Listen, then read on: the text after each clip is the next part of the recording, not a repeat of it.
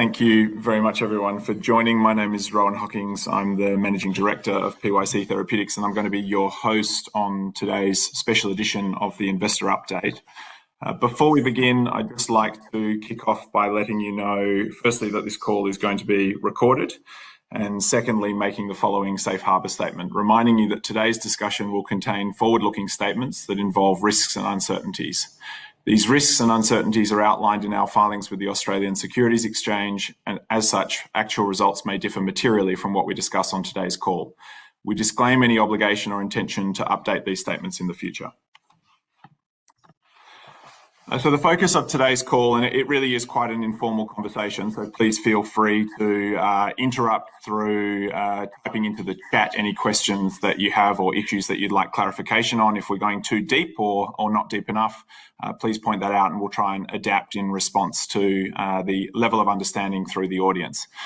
The basic objective of today, it's not a PYC 101. We will touch very briefly on what the company does, but we want to focus very much on the results released to market yesterday because they play a very important role in guiding the prospects of success of our second drug program, a first-in-class investigational drug for patients with a blinding eye disease called autosomal dominant optic atrophy. And I think that very much orientates the conversation for today. So we've got a lot of conviction and comfort that we are on a path to a high-impact medicine here.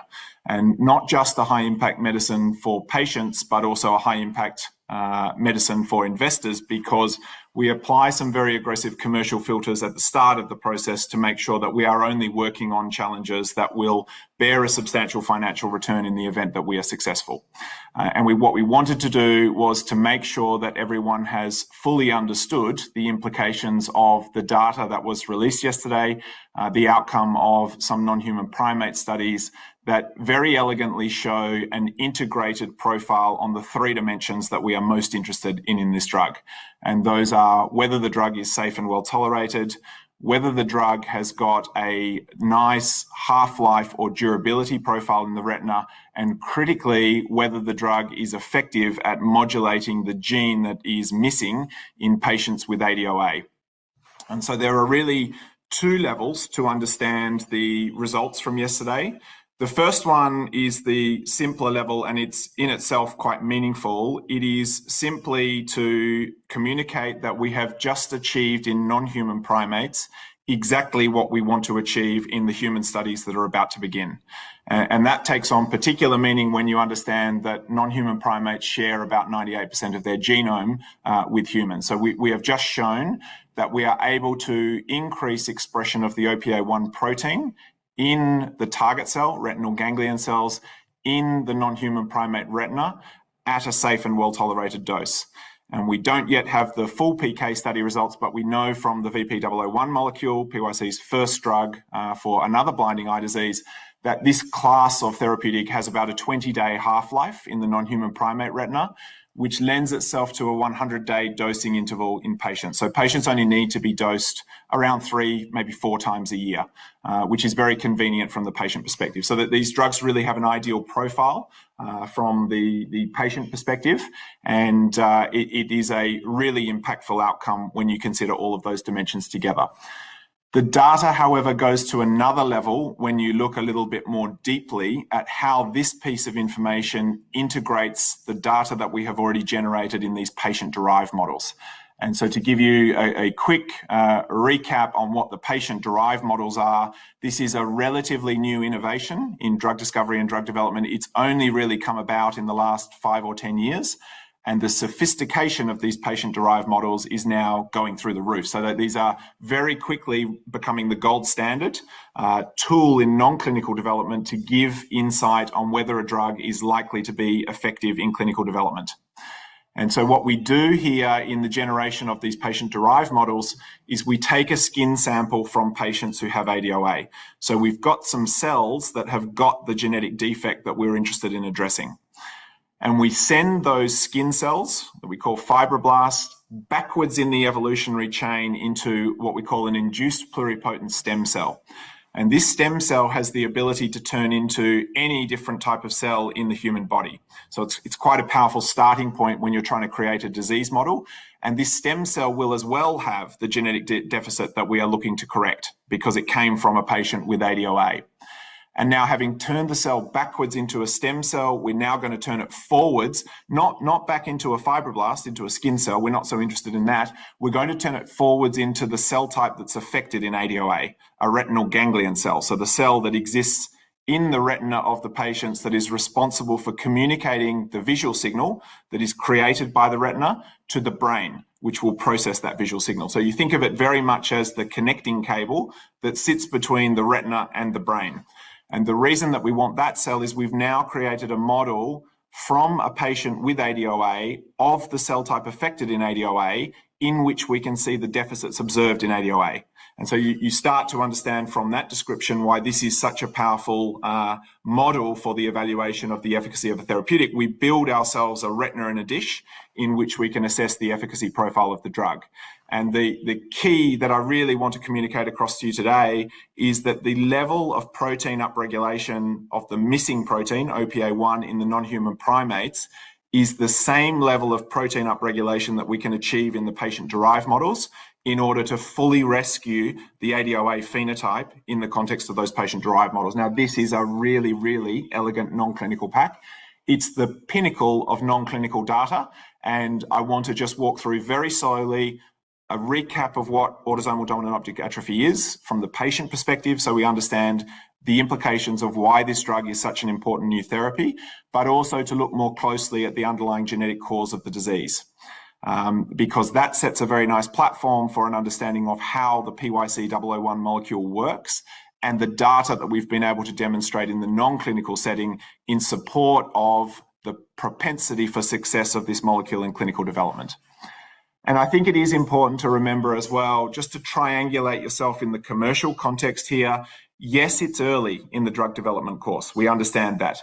But remember, in precision medicines, especially RNA therapies for monogenic disease, assets even at a very early stage of development transact for significant sums of money. So if you have a look at, and we've alluded to previously, the Vertex Entrada deal, that was an asset that was significantly earlier in development than the ADOA program that PYC is developing, so much earlier than PYC 001, by at least 12 months. And that was purchased for $250 million upfront. And if you look at the recent collaboration with GlaxoSmithKline and Wave Life Sciences, they paid $170 million upfront in cash, plus milestones equating to $500 million to $1 billion, and a 10 to 20% royalty on future sales of that drug. So these are very, very attractive commercial products, even at an early stage of development. And the key question that the BD counterparts and also therefore investors are interested in is, what is the quality of the non-clinical data pack that's been generated, and how does that give conviction that we are going to see both human safety and efficacy when we get into clinical development? Because if we can understand that in great detail, we already know that launching a first-in-class disease-modifying drug for patients who have no treatment options today is both an attractive thing to do from a humanitarian perspective. It really moves the needle from wanting to make a difference in patient lives, but also as a direct derivative of that, it's very impactful from a financial perspective as well. And we understand that in the context of the orphan drug pricing, ADOA represents approximately a $2 billion per annum market with very, very high margins. Okay, so I'll pause there. We don't have anything in the chat so far, so I'm going to continue to progress just by giving you an introduction, firstly to the patient journey in ADOA, and then we'll get on to a bit of a deeper understanding. We've communicated to you, and I think you're aware, that the disease is caused by a deficiency of the OPA1 protein, but we're then going to walk through, okay, but what exactly does that do? How does not having enough OPA1 protein in the retinal ganglion cell impact the function of this visual cable that is communicating the message from the retina to the brain? So firstly, in relation to the prevalence of this indication, it affects slightly more than 1 in 35,000 people, but the loss of function mutations, the mutations in the OPA1 gene that give rise to a defective copy in one of the 2 OPA1 genes, affects around 85% of the patient population. So the 1 in 35,000 there that we are talking about represents the addressable market for PYC 001. ADOA itself is actually slightly more prevalent, but there are some different mutations and pathogenetic mechanisms that impact a small percentage of the patient population, and unfortunately those patients are not going to be eligible to receive PYC 001 because it has a very specific mechanism of action in addressing the underlying cause of the disease in the majority of patients. Now, most of these patients are diagnosed in childhood, around the age of 7 years old. And you can see from the images on the right-hand side, it's the central vision of the patients that is impacted first. So you see that in the middle image here on the right-hand side. They'll present to their doctor and ultimately be referred to an ophthalmologist, and there'll be a fairly typical appearance of the retina, sometimes confused with glaucoma, but less so in the pediatric population when the clinician dilates that patient's eye. And so when increasingly now we're seeing patients undergo genotyping or genetic testing to confirm the diagnosis, and so you actually see increasing rates of diagnosis of ADOA in the patient population. And just a reminder here, anyone who's familiar with the PYC strategy will know that we focus on the highest propensity indications for success in clinical development, and just recently we have obtained a fuller understanding of exactly how much more likely drugs targeting monogenic diseases or single gene diseases are to be successful in clinical development. And the current estimates stand actually a little higher than this, somewhere between 5 and 8 times more likely to succeed, which has a very significant impact on the understanding of the stage of development and the commercial success profile for PYC 001. Now, we know that these patients have a mutation in one copy of the OPA1 gene that leads downstream to a loss of one of the 2 copies of the OPA1 protein that are produced from the 2 copies of those genes. And one copy of the OPA1 protein is enough for every cell type in the body, not for the retinal ganglion cells, because they have a very high energetic burden. If you can imagine pushing that signal that is generated from the photoreceptors in the retina all the way through to the brain, every time light photons are hitting the retina, requires an enormous amount of energy. So the genetic deficiency is actually present in every cell in the body, but it's only these very high metabolic rate cells that are manifesting any deficiency whatsoever, because they need more energy than any other cell type in the body. And so OPA1 protein, understanding what its role is actually key to understanding the data that we've generated in the patient-derived models, and we're going to come back to that lately. But you'll hear us bang on a lot about the impact on the mitochondria in the cells. So this funny-looking sausage thing that you see here is actually the cell's engine room. This is the unit that is producing what we call ATP, which is the fuel source, the energy source for the cell. And they normally look like these nice long sausage structures that you can see here, with a thin and tightly integrated internal morphology. And what that helps them to do is to produce this energy currency, the ATP, which makes the cells strong. They're fit and they're very resistant to any cell stresses, so they don't die easily. And if you can imagine, the impact of losing one of your retinal ganglion cells is that one of the fibers in that cable, much like a copper cable, gets broken. And so you lose the ability to communicate the visual signal from the part of the retina that retinal ganglion cell was responsible for delivering to the brain. And consequently, that's why you're seeing that part of the visual image drop out in these patients.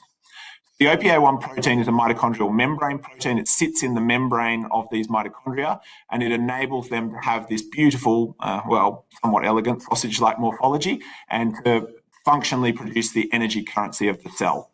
And so if we transition now from the unaffected biologics across to what the biologics look like in ADOA patients, yes, we know that we've lost one copy of the OPA1 protein, so we're expressing about somewhere between 50 and 70% of normal levels. And what that does is the OPA1 protein is not present throughout the mitochondrial membrane. And so you're losing this nice integration of the internal morphology of the mitochondria, and they're appearing more like tennis balls rather than the typical sausage-like structure. That means they're not as efficient in consuming oxygen, respirating and producing this ATP. So we're getting less ATP produced, which means that the retinal ganglion cells are more sensitive to cell stress. And when they're stressed, they undergo a programmed death pathway called apoptosis, and they basically enter a suicide pathway and they die. And these cells do not get replaced in the retina. So once you've lost that fiber in the cable, that part of the visual field is still being generated in the retina and it's still capable of being processed in the brain, but you've lost the connecting signal between the retina and the brain and you don't get that back. That's what's causing those patients to go blind. It is a little bit of a high school biology refresher, but you'll see why it's very important when we revisit the impact of those patient-derived models later on. So now, having a look at, all right, well, what does PYC 001 do to address this deficiency? We've just had a look at the bioenergetic cascade in the unaffected individual who's got 2 copies of the OPA1 gene. That means they're making 2 copies of the RNA transcript and 2 copies of the protein. We know if we go upstream from that deficient protein, what's actually responsible for this disease, it's a mutation somewhere in 1 copy of the DNA of the OPA1 gene, which is leading to what we call a loss of function mutation or an unstable RNA transcript. So the RNA transcript is made with the mutation, but it very quickly decays before any protein can be made from it. So it's lost. And we're only creating or translating protein from 1 copy of the transcript, which is leading to only 1 copy of the OPA1 protein. We've just been through the cascade of the bioenergetics, so I'm not going to touch on that. But here, if you zoom out and have a look at not what's going on at the cellular level, but what's going on in the retina as a whole, here you see these are the photoreceptors up the top that are creating the visual signal. They are passing the image on into the retinal ganglion cells, and it's these fibers of the nerve that are going off to form the optic nerve and taking that signal from the back of the retina all the way through to the brain. What does PYC 001 do? Well, it localizes to the good copy of the OPA1 gene. It doesn't actually do anything with the mutated copy of OPA1 at all. What it does is it goes and binds to the wild type copy or the functional copy of the OPA1 RNA transcript, and it makes it easier for what we call the translational machinery or the part of the cell that is responsible for making protein from RNA, makes it easier to access the start site that initiates that translational process. So we're actually using the 1 copy of the RNA transcript to now get 2 copies of the OPA1 protein. So this is great because now we're starting to restore OPA1 protein levels back towards what we see in wild-type patients, unaffected individuals. So this is what we mean when we say it addresses the root cause of the disease. It's actually completely rectifying the deficiency of the protein that is triggering off this disease cascade that we just looked at here. If we can stop the deficiency of the OPA1 protein, what that should mean is that we move mitochondria from this side of the equation over to this side. We restore the internal morphology, we restore the external morphology back to these long sausage-like structures.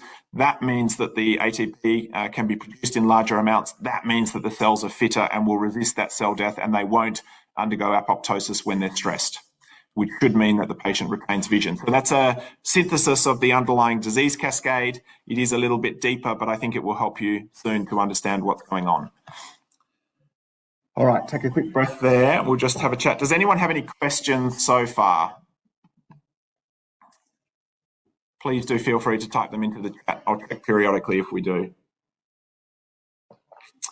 If not, we'll move on to what we've done in non-human primates.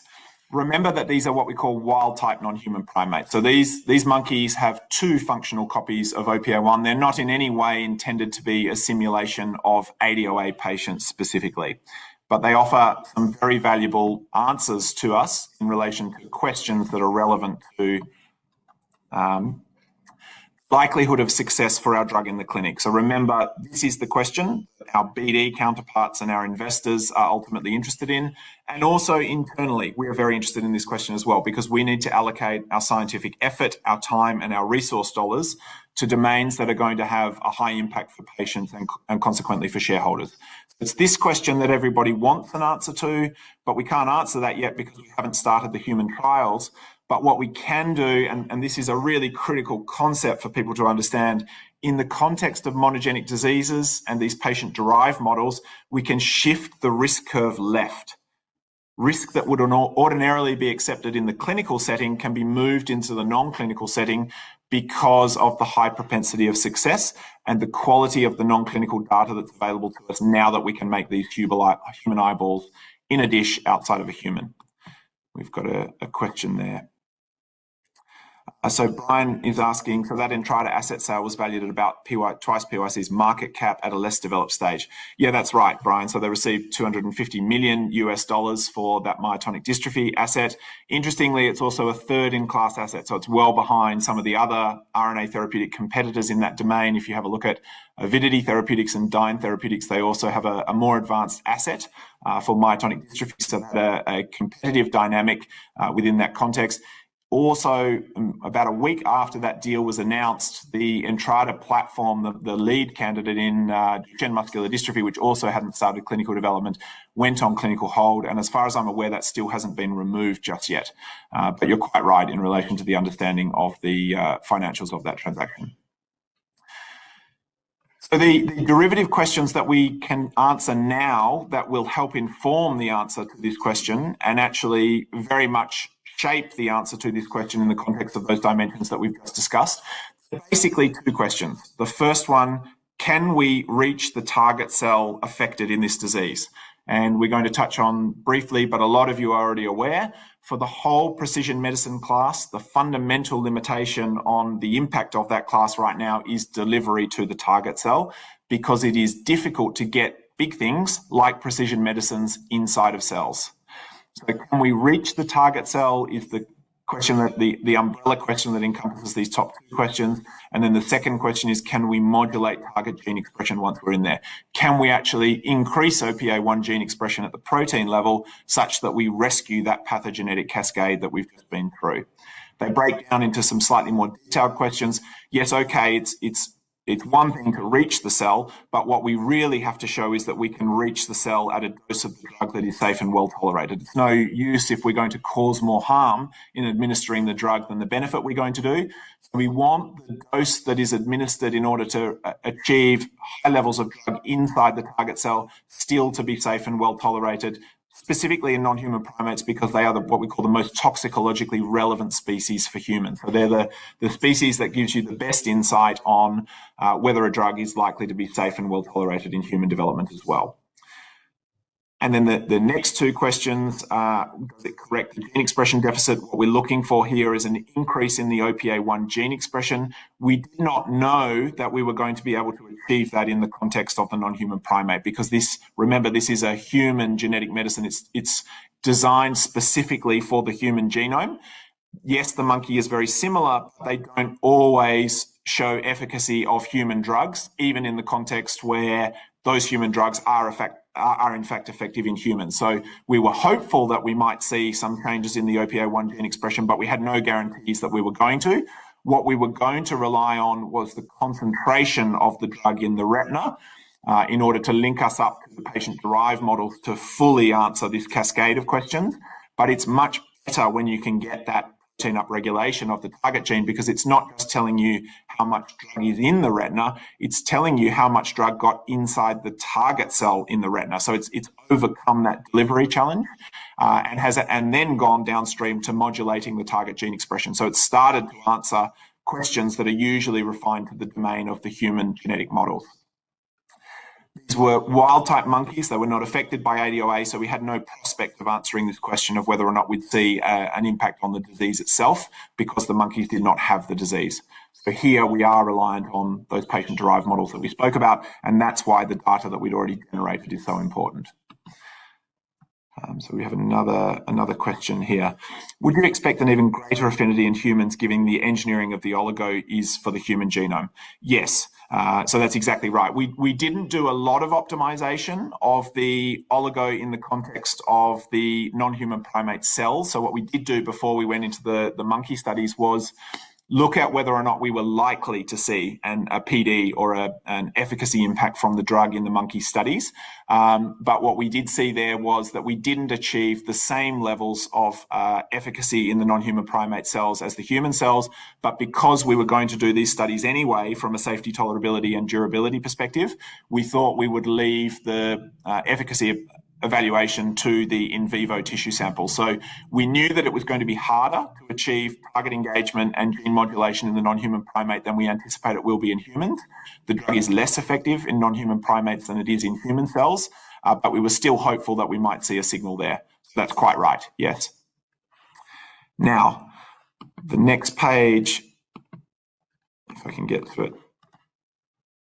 Right, yeah, just a reminder here. This is a really nice quote. I've been saying it for years, but I'm a lightweight in the industry and nobody takes any notice when I do, so I'm reliant on quotes from others who are president and CSOs of $100 billion companies.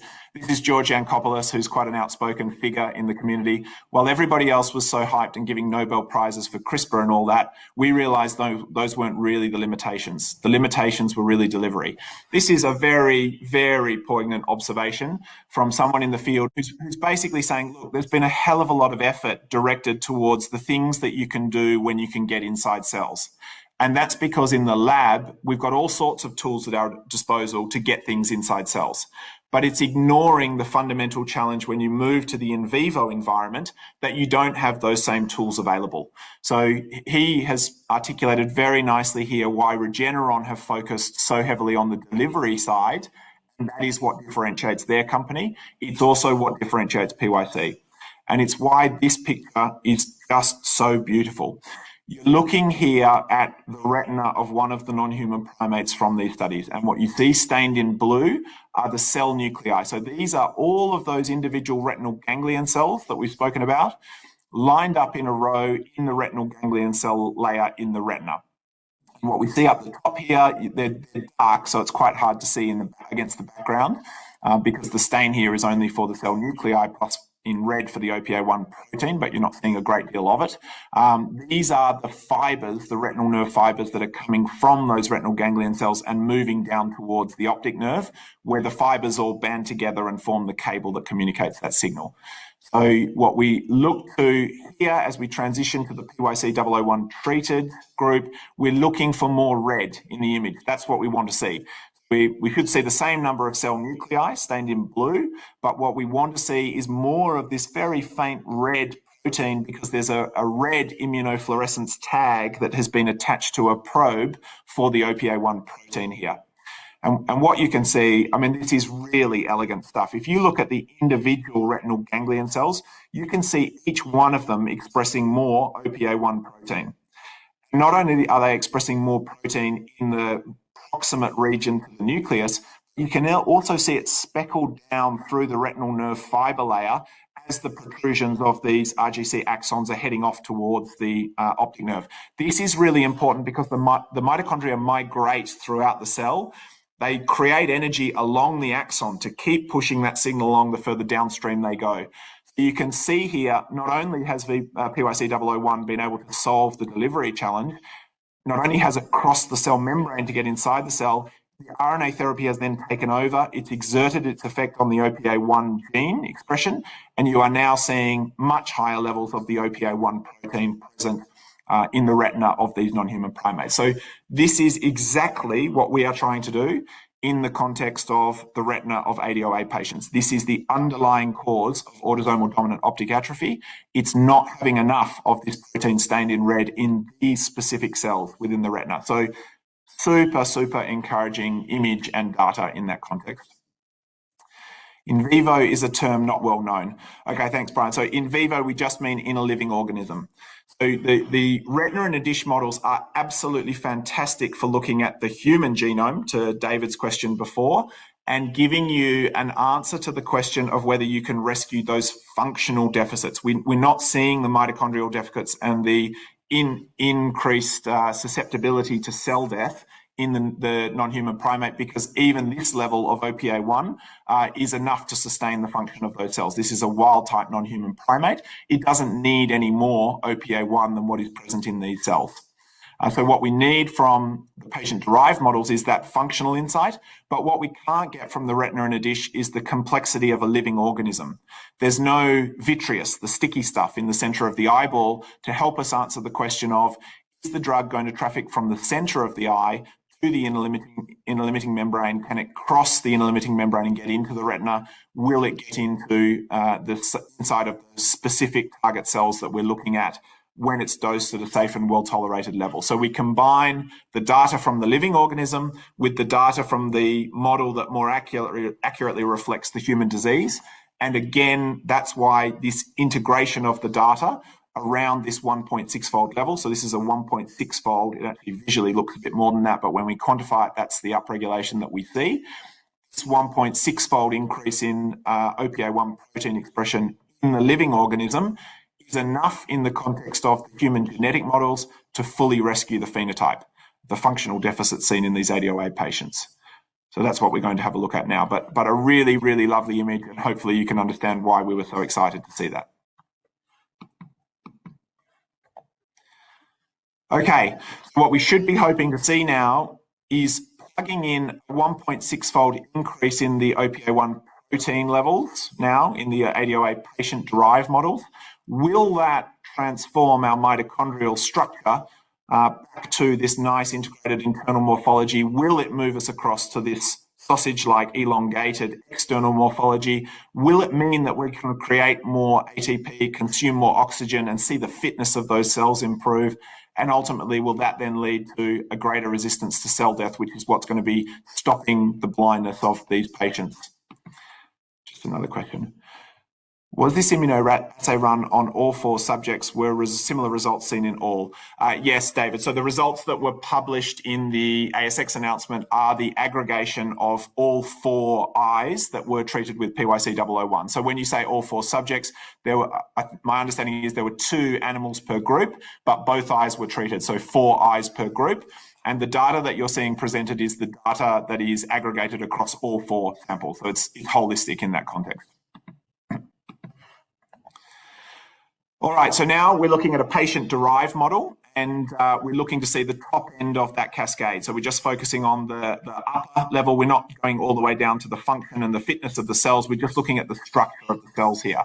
And again, you're seeing cells stained here from an ADOA patient with the nuclei in blue. And what we're doing, instead of red, this time we're staining in green for a mitochondrial network protein. So for a protein that sits within the mitochondria and gives you an insight into how well connected those networks are inside the cell. And what you're seeing here is one relatively normal looking cell, but you can see in these 2 cells, you've got a lot of dark areas where there should be green. The mitochondrial network is not very well connected. If you give a very low dose of PYC 001 in this same ADOA patient, immediately what you're seeing is restoration of the networks of mitochondria in all of these cells. And what this is a proxy insight into the ultrastructure or the morphology of the mitochondria. We are seeing here more healthy looking mitochondria in the patient-derived cells.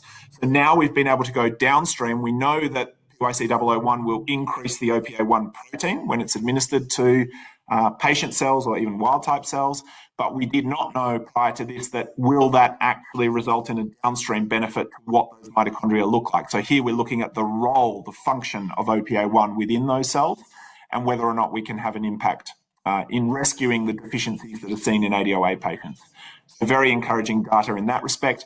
Now we're going further downstream to the bottom of the cascade. All right, we've seen that the morphology has been improved, but does that in turn translate to an improvement in the bioenergetics? So again, here what we're going to be measuring is ATP production and a further downstream readout, which is called oxygen consumption or respiration. Just like you breathe when you're exercising, cells consume oxygen when they are undergoing exertion as well. What we're seeing in the ADOA patient without treatment with PYC 001 is they're hitting about the units here on the left-hand side, but a score of about 60 in assessing the fitness or the oxygen consumption of these cells. And following, again, a single low-dose treatment of the drug, you're seeing about a 50% improvement in the fitness of those cells following a single dose, single treatment of the drug. Importantly, we're seeing it across multiple patient cell lines as well. So we know that PYC 001 should treat all patients who have a loss of function mutation in OPA1, but we want to be sure of that by assessing multiple of these patient-derived models in the lab just to confirm our suspicions that this drug is going to be effective for all of these patients. Now, this is very impactful data because what we're seeing here is restoration of the retinal ganglion cell bioenergetics in what we call a mutation agnostic manner. So these patients have actually got different mutations in OPA1, but you can see the impact of the drug is the same, remembering that's because the drug is acting on the good copy of the OPA1 gene and protein. We've got a couple of questions coming through here now as well. What is the oxygen consumption in a healthy cell? Yeah, that's another good question. So the question that I think that's David again is asking here is, all right, we're seeing a nice big step change, statistically significant step change in the oxygen consumption of the treated cells as compared to the untreated. But what that's not telling you is, where does the oxygen consumption of a healthy cell, one that is not affected by ADOA, sit?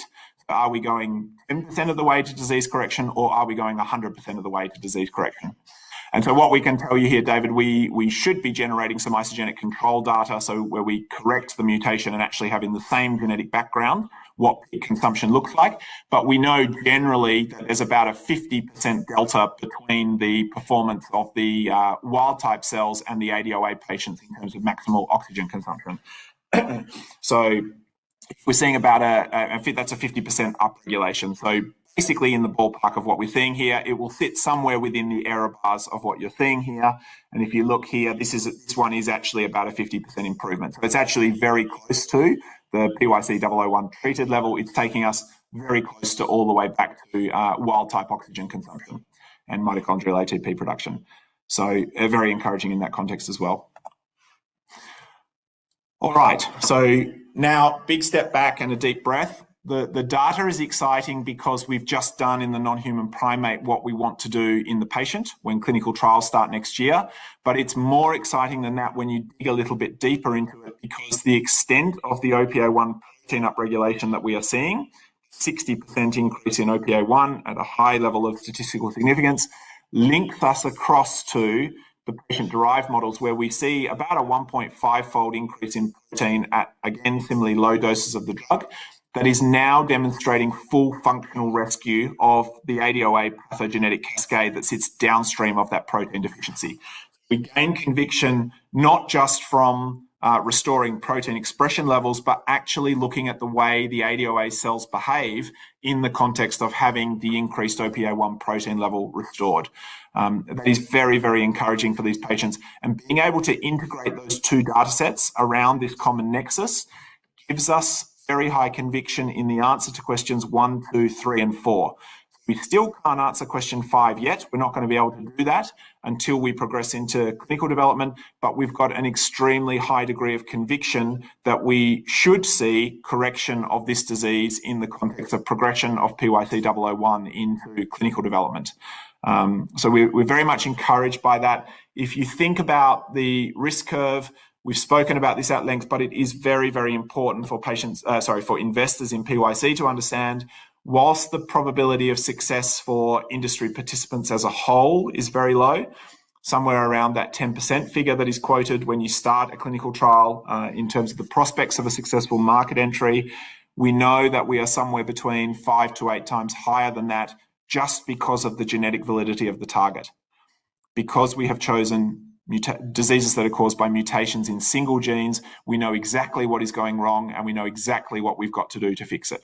If you look at the Alnylam retrospective that we've guided you to recently, they are a company that similarly focuses on monogenic diseases. We know that Alnylam have a 64% chance of successful market entry when they launch a phase 1 clinical study. That Alnylam data is predicated on the validity of the target. We're not satisfied just with increasing our cells by 5 to 8-fold. What else can we do to stack the odds in our favor? Well, there are 2 things. One, we can validate our drugs in patient-derived models. We can make use of these tools that are very recently available to give us an even better insight than any animal model ever could on what is the impact of the drug in the context of the human disease. So these patient-derived models will be lifting that p-success even further. If you are able to then solve the delivery challenge, the fundamental challenge for RNA therapies, precision therapies generally, when you move to the in vivo or living organism environment, you are really starting to give yourself a differentiated non-clinical data pack. And it is through those eyes that our BD counterparts are going to be putting their head above the parapet to want to license one of these assets in-house. It's what makes them such an attractive commercial product. There is no other class of therapy at this stage of development that can confer this kind of profile of success as you move through clinical development. So this is very, very exciting stuff for patients. And that's the bit that we are most excited about. If you think about these models that we've spoken about, looking at your cells perform in a fundamentally different manner that is linked to the ultimate step in the disease cascade that is causing these cells to die, knowing that these patients lose 40% of their quality of life when they go blind, that is a very, very impactful medicine in that context. So to move from no treatments available to a disease-modifying treatment with this drug in the context of this non-clinical pack that we have in support of it is a lovely position for PYC to be in, and we're very much looking forward to progression into clinical studies. That's very much where our focus is right now. So we've got a pre-IND meeting scheduled with the FDA on Halloween, so 31st of October. We will be commencing the natural history study in the fourth quarter of this year to look at the disease progression in the absence of treatment. Final step in the puzzle for us, the missing piece in the data pack, is to repeat those studies that we've just done in a non-GLP, non-good laboratory practice format, in a GLP format, and then that will support the IND lodgement. And so to be clear here, not a great deal changes as we transition from the non-GLP studies to the GLP studies.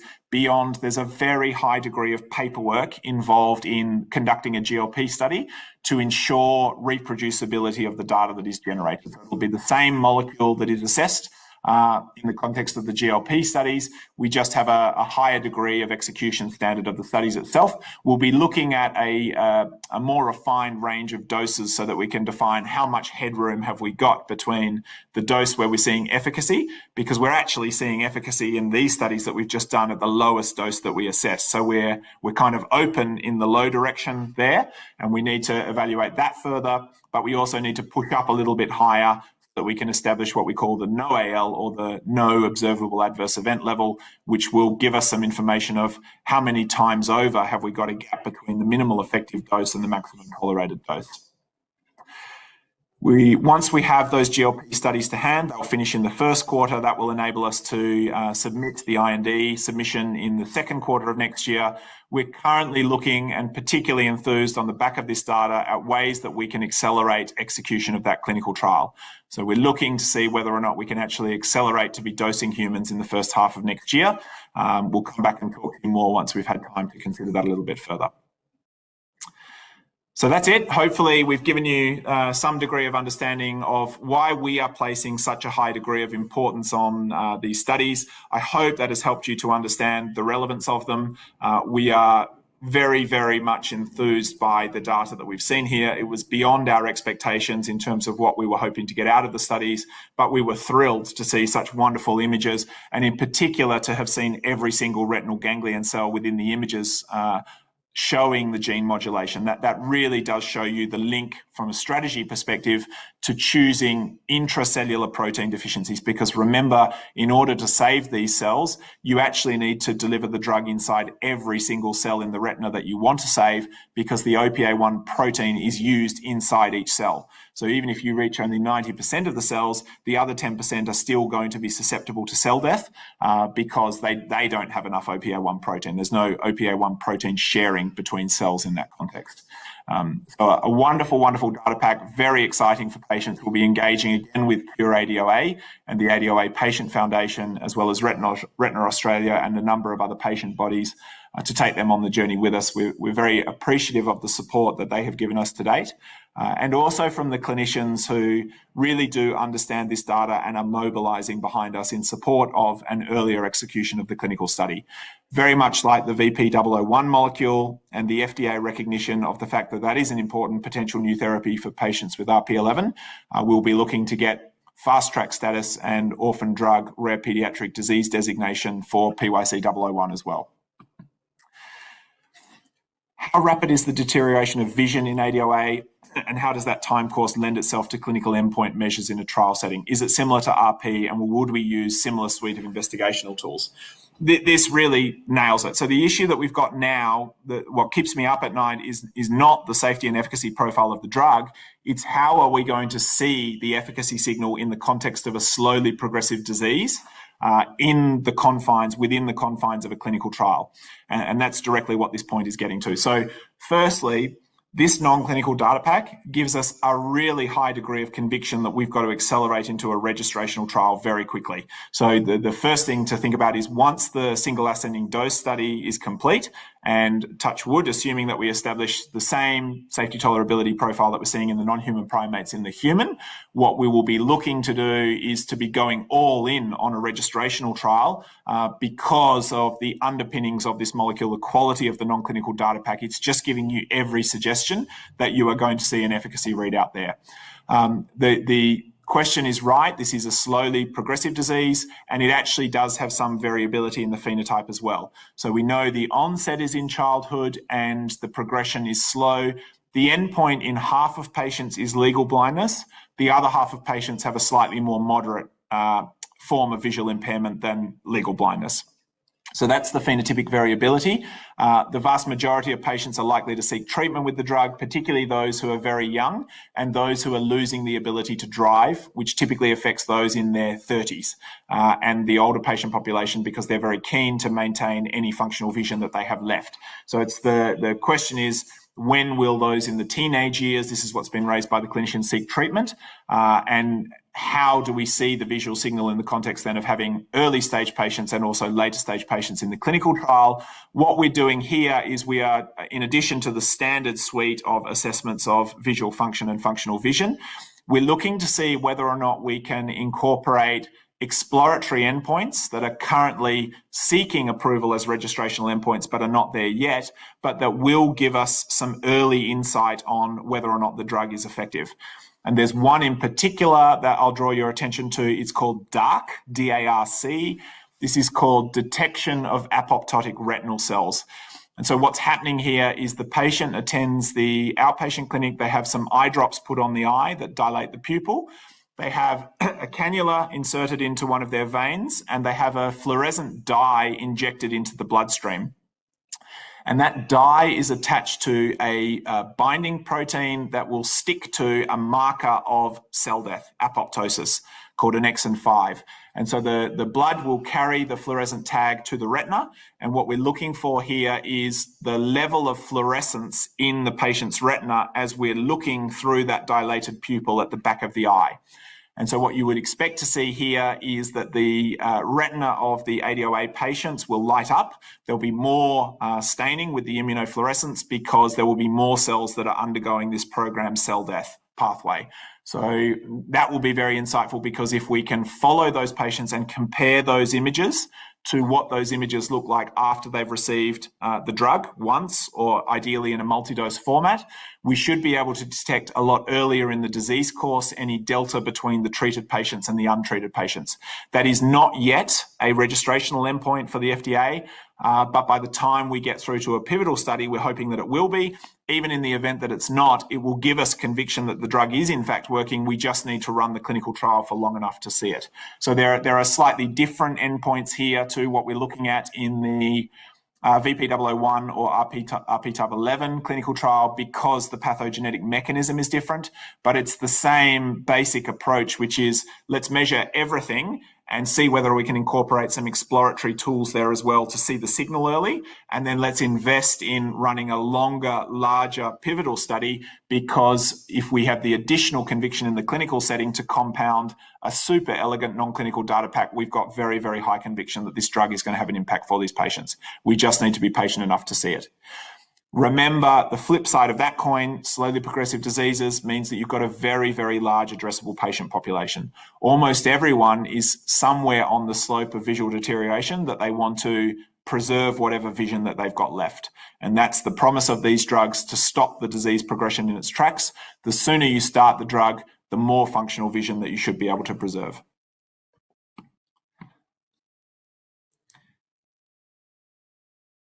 Any other questions from anyone in relation to PYC 001?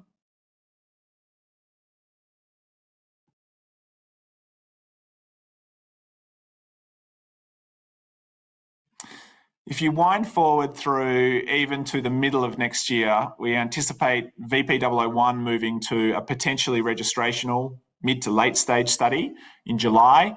And we would now anticipate having a second asset in the clinic that is progressing through a phase 1/2 and generating safety data, but also initial insights on efficacy with some very funky tools that may help us to see that signal early.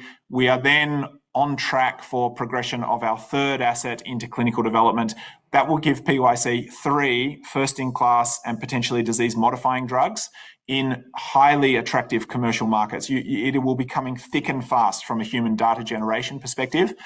We're hoping that kicks off for the very early single-dose data for the RP11 patients even later this year as we move through the second and third patient cohorts in the VP-001 clinical trial. There is an enormous amount going on. We have maintained that investment into the quality of data that we're generating, into the platform technology that overcomes this delivery challenge. We really feel that we have made some differentiated first-in-class, best-in-class molecules here, and we're very much looking forward to seeing the impact in patient lives. So a particularly exciting time for PYC generally and PYC 001. There's more coming, so we continue to do differentiated science. I'm very hopeful that we'll be back having some more special editions of the investor webinar to explain more meaningful progressions before the end of the year. So stay tuned. One more question that's come in the meantime. Are potential partners interested in the PYC 001 program and how we're going to fund it?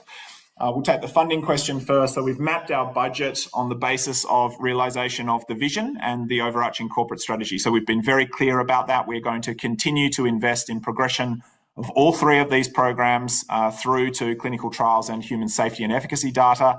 We started the year with $50 million in cash. We are an incredibly lean organisation.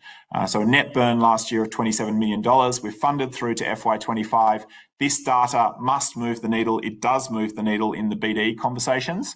Hopefully we can help the ASX to understand it and its impact, and we can drive through to generation of some licensing revenue through out-licensing of, at this stage, I think, a single asset. We're very keen to hold on to the majority of the assets that we're developing, but you can very much see from our current enterprise valuation that we are not getting the recognition that we deserve. We're below effectively replacement cost at this level. So yes, I think it very much makes sense for us to out-license an asset. Yes, this is the data that moves the needle for potential partners. I think you will find, we obviously haven't had a chance to present this to anyone yet, but we'll be on the outbound emails today and tomorrow, making sure that all those that we have a live conversation with are well aware of this data. In terms of the timing, it's largely in the hands of the counterparts, but the one thing that PYC shareholders can be safe in the knowledge of, the longer that we hold these assets, the more data that we generate, the higher the upfront component of that transaction when it does come. So we are very, very clearly on the right path here. We are building value as we get there. I don't know exactly when those transactions are likely to occur, but we will continue to push them in the background, and hopefully we can find ourselves a partner who is strategically aligned and brings additional value to the program as well, and also helps us get the value of what we've done recognised in the equity capital markets.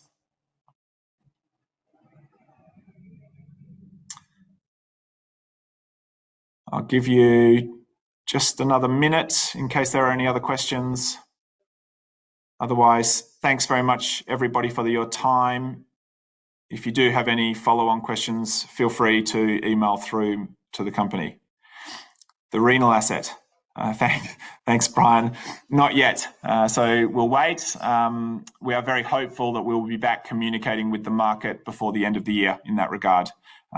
So let us generate the data and get a full understanding of all of the elements that go into making sure we have absolute conviction that we have got something that is really going to move the needle, and we'll come back and talk to you at the appropriate time. I think we're getting very close in that regard. Okay, thanks very much, everybody, and we look forward to keeping you updated as we progress.